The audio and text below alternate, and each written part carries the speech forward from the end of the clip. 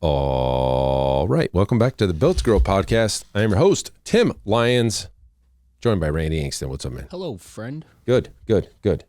Hello. Are you? Bueno.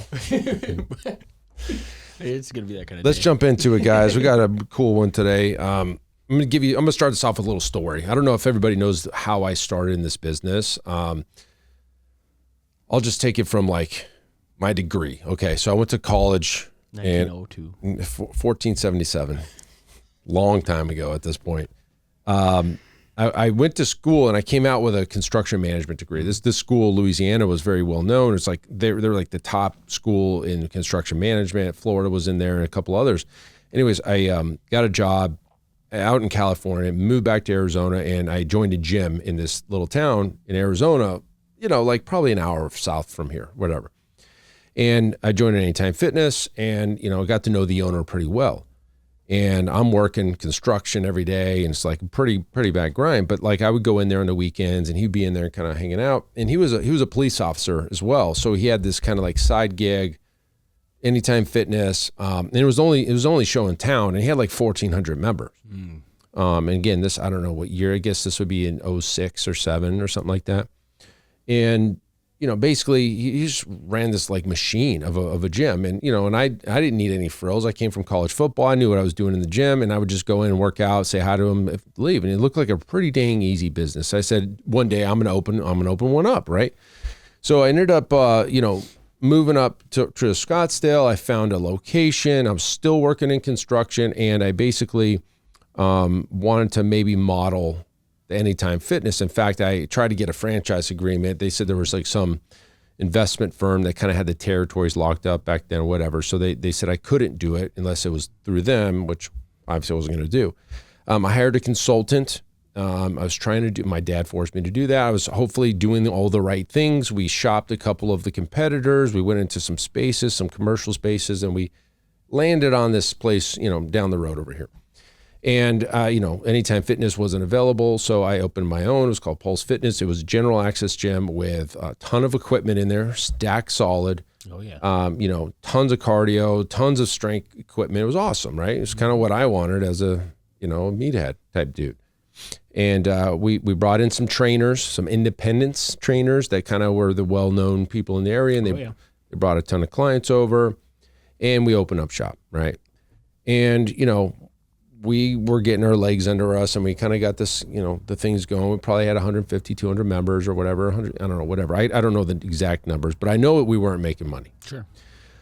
I knew that I had a runway of abated rent that was coming up quick and I needed to make some tough decisions because this wasn't going to play out. My projections weren't hitting every month. I was very focused on pro forma and I was like, I was looking at this thing daily. Like if we don't sell 10 this week and 10 next week and all these things were happening. I was like, this ain't gonna, I could project out 3 to 4 months and we're not on the runway or we're not on the trajectory to make this thing make any money. And if we don't make a change, we're kind of screwed because I was going to run out of money. The rent was going to be happening. So anyways, I reached out to my mentor at the time, Thomas Plummer, right? And he's still around and we still talk to him today, right?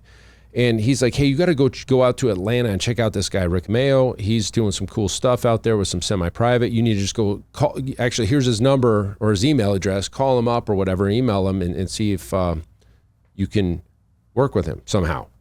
And Rick wasn't doing consulting and coaching. He was just kind of had this model that was working and him and Rick were pretty good buddies. And I called Rick and I said, hey, Rick, I'm so-and-so and whatever. We may have met each other at some conference or something. And he's like, yeah, man, come on out. And it'll be X amount of dollars. And I said, cool. So me, Aaron, Todd flew out and landed in Atlanta and got a chance to shadow Rick in his old North Point Fitness, North Point. Yeah, North Point. Yep. Yeah, North Point Personal Training, North Point Fitness. I don't know. It was North Point. I know that. Yeah, I remember North Point. And, and we just watched him. He had a great fitness director, Joe, and we were just kind of watching the operations there. And it was cool. It was cool to see. I was like, okay, I get it. I start to understand what this model was about. And I remember him standing in there. He goes, yeah, it's just controlled chaos. And at the time, I was like, okay, cool. He knows what he's doing. Obviously, he probably wouldn't say that today. Yeah. But I remember very specifically, it doesn't look like we know what we're doing, but it's controlled chaos, and we definitely know what's going on. And they did. They knew exactly where everybody was. They had the system with these cards and stuff. I was like, cool, I'm bought in. I like this. We didn't really talk numbers, but I understood how to run the model. And then we went to dinner that night. And he's like, yeah, man, tell me about your place. And so there wasn't anything to write on, so we grabbed a napkin, and I think Aaron had a pen or something, and I drew the gym, and I put all the equipment. Tell me where all the equipment is. Boom, boom, boom, boom, and we had it all on there. And he goes, okay, here's what you're going to need to do. He starts crossing stuff off of the list. You got to get rid of these treadmills, get rid of that hack squat and this leg press over here, this bench. You don't need that. That Smith machine, get rid of that. So I was basically left with like some dumbbells And floor. and some cable machines, Yeah. And he's like, you need to get rid of everything. I was like, man, I'm 10 months into this business. Still paying on it. For 3 years. Yeah. And I have all this equipment, and it's brand new, right? It's like literally brand new. Yeah. And it was beautiful. It's great stuff. And, I had to make a decision. I had to make a decision whether or not, one of the words the phrases he told me at the time was like, a space is your best piece of equipment right now. You need to open this place up. And, remember, I just had a consultant.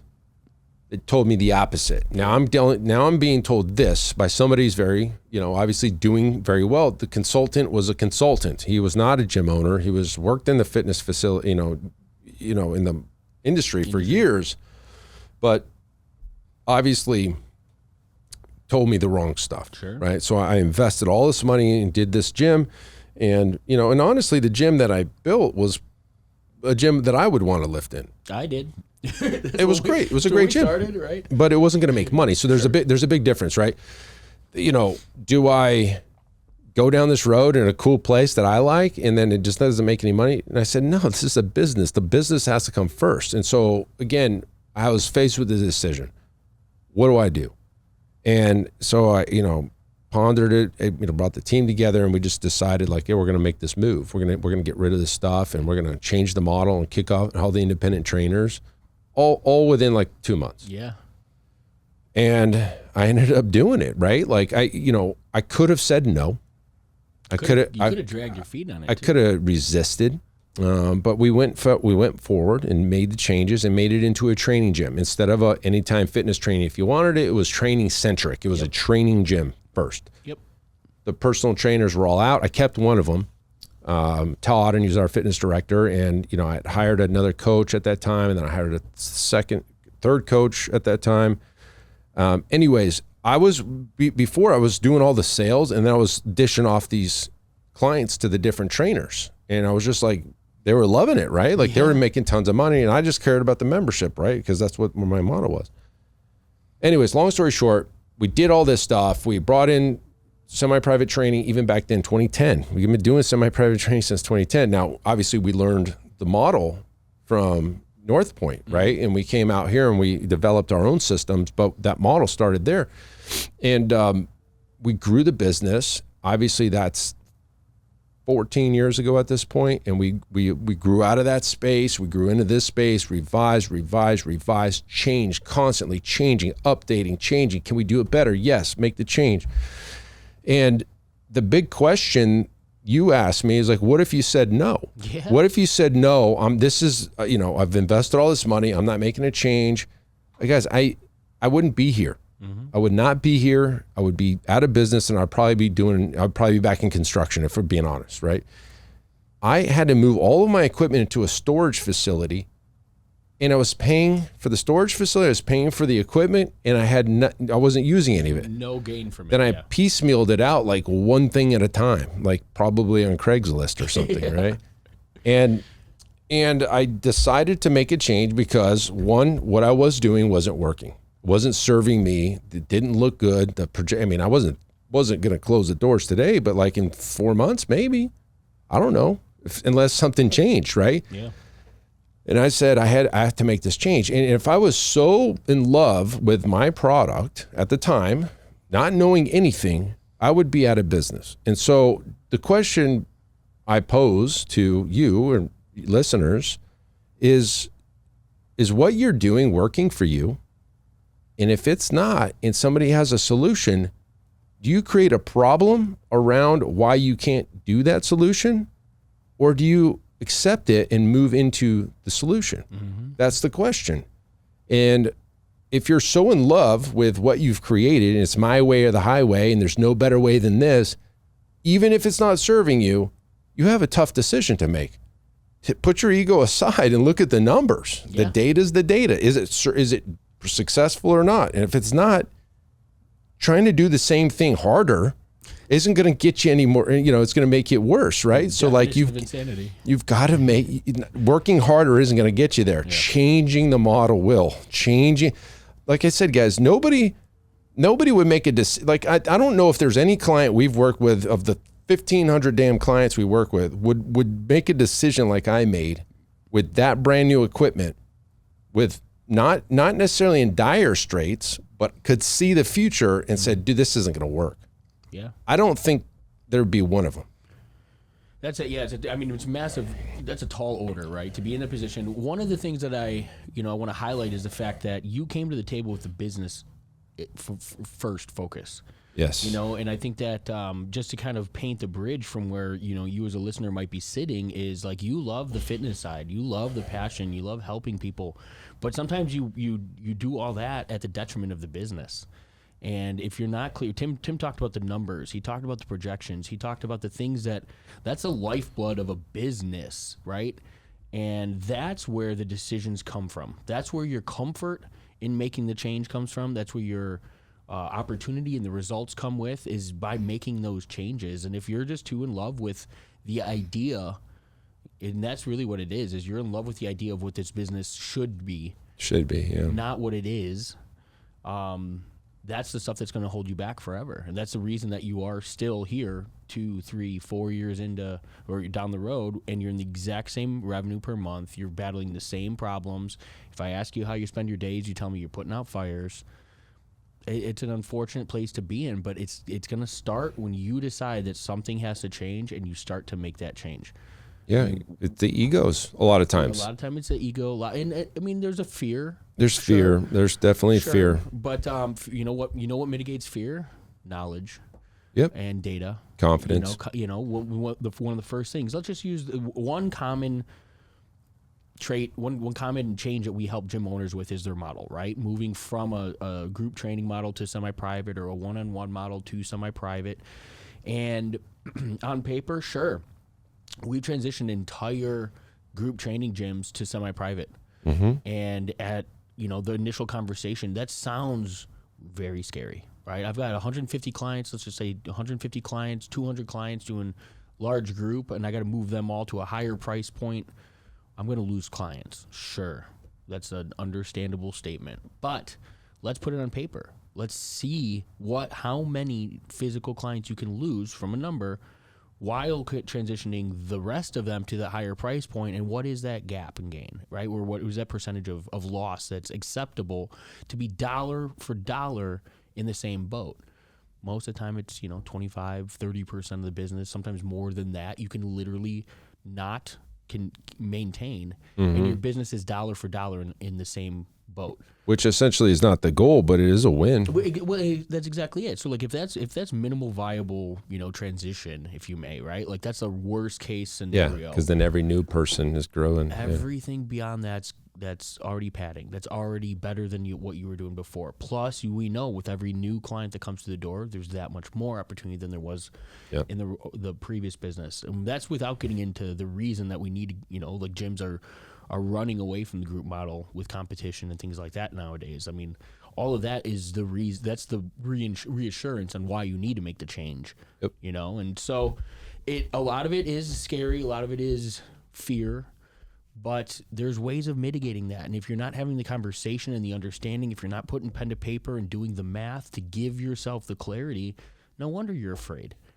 Well, you don't take action. I think early on when I was making decisions and stuff, I had extreme confidence in myself. Sure. I bet on myself. I said, I'm not going to fail. And even if I did, if I failed, I tried this, it didn't work, and I went bankrupt. Let's just say I just filed for bankruptcy. Give me a year, I'll be back, because I had so much freaking confidence. I still do. I'm going to win. It's just like, am I going to win this way, or this way? Like, it doesn't matter. And so I think there's some self-doubt a lot of this time. You don't trust your own work ethic or your own product, or something is holding you back from like the confidence and mindset. Like, I'm going to win. I trust this process will work, and I'm going to go ahead and do it. Even if it starts to crumble here, I'm going to make it up in another way. And a lot of folks out there just aren't there. And it's the sad reality. I mean, the shit's on you. You're the entrepreneur. You took the risk. Like, it's do or die. Are you going to just die? Like, come on, guys. And there's a big be a competitor. There's a lot of gym owners you're still focused, or you're still really great trainers, but the business side of it doesn't come natural. Then seek that advice. Find that mentor. Reach out to us. That's the reason that we're in the seat. That's what we help gym owners with. We're not going to go over there and talk about your kettlebell swings. We're not talking about, your program breakdown and how you serve your client 9 times out of 10. We're teaching you the math of your business. And if that's where you have your gaps, fill that gap with somebody who does. That's why we're here. That's what we do. Exactly. So, this episode topic is like, hey, are you going to create the problem for a solution? The solution's out there, guys. I mean, there's large group training gyms that are doing great, and there's some that are never going to make it. Yep. And if you're in the never going to make it boat, like, you can't work harder in that model. Like, that model's broken. Just look at the retention in months for an Orange Theory Fitness. It's 3 months. This was told by us at the conference from somebody that was at the Orange Theory conference last year. I don't see that going up. It might be 2.5 months now. So you're telling me somebody signs up in January, they're out of your business by March, right? Yeah. You're 3 months. And so for every freaking person you sign up, like, you have to sign up 5 more in, the whole year to keep replacing that same person. At one of the lowest cost models. Models. Exactly. It's a churn and burn. Yep. Your transactional model. And it's a transactional model. And listen, look, I mean, there's something to be said about Orange Theory doing well, because they just merge with Anytime, and like, look, but that's not the model I want. No freaking way. No. You're basically a marketing agency, and that's why there were so many Orange Theories working with us and trying to work with us for so long, because they just you have to constantly replace their folks. Over here, I mean, look, we've got clients. We say it all the time. 15 years. Signed up at our grand opening, signed up in our first week. I just ran into one. yeah, and they're like family, and everybody's got those. I get it. But like, there's people here for 10 years, 11 years, everywhere in between. And yeah, we get the people that come and leave in 3 months too. But that ain't our average. Well, the average is what, 16 change? Well, it grows because we took our numbers from 2019 on. And so like, we got that COVID year, but yeah, like on our spreadsheet where we're tracking every person that's flowing through our gym, we have a spreadsheet. It's like almost 17 months now. Yeah. But it's just not accurate enough. It doesn't go all the way back to the first day, right? So we just took like the 4-year period or whatever. Which would extend the average membership. Yeah. It would be in the 20 months, 25. Yeah. It's just, 3 months or 20 months or 36 months. Like, that was our retention for the semi-private training clients paying $399 or more. Let's put some math around that, right? So let's say left and right, you're selling one person from the marketplace. Okay. The value of what Orange Theory or a group training gym, what's average membership there? $199? Let's call it $200. I don't know. $200. Yeah. $200 times 3. $600. $600. A client to lifetime value. Sell, onboard, put them into your training, do all of the things that have to happen left and right. The average value you're getting from that client is $600. In your business at $99 a week, what we figure is $428 and change, or right? So $428 a client's worth to our business. Multiply that by 17 months. I don't know. 3 and change, I believe. No, it's well over 5. There, 17 times 428. Yeah, $7,276. $7,200. So you're telling me that to do all of the same work to bring somebody on board, all of the same work to attract a client, to have the opportunity to sell them, all of that stuff it's got to take place left and right. I can do that and I can make over $7,000 or I can make 600. Why are we putting all of our eggs in that basket when that is the average result? Yeah. That's that franchise model. No, I get it. It doesn't make sense. And for anybody that's living in that large group training model and you're struggling, like, why won't you change? Why won't you change? That's the question I'd probably ask. Is there a reason why you wouldn't? I mean, the business side of it makes total sense. Is it you? Your clients won't? Like, what is the reason you won't? Yeah. What's the problem for the solution? What's the problem for that solution? So anyways, that's it for this episode, guys. Just want to give you a little backstory. Obviously, there's lots of hidden gems in this episode. If you guys need help, you know where to find us. Link in show notes. That's it for this episode, guys. Until next time, keep changing lives. We'll see you on the next show. Bye. All right, and thank you for listening to that episode of the Built to Grow podcast, where we help gym owners win. Now, do you want to connect with me and other gym owners online? All you need to do is join our private Facebook group, Business Talk with Fitness Professionals. Just head on over to Facebook and type in Business Talk with Fitness Professionals, and when you do, we're going to give you our 10 marketing strategies 7-figure gym owners use to win. I look forward to seeing you in the next episode. Until then, keep building something great.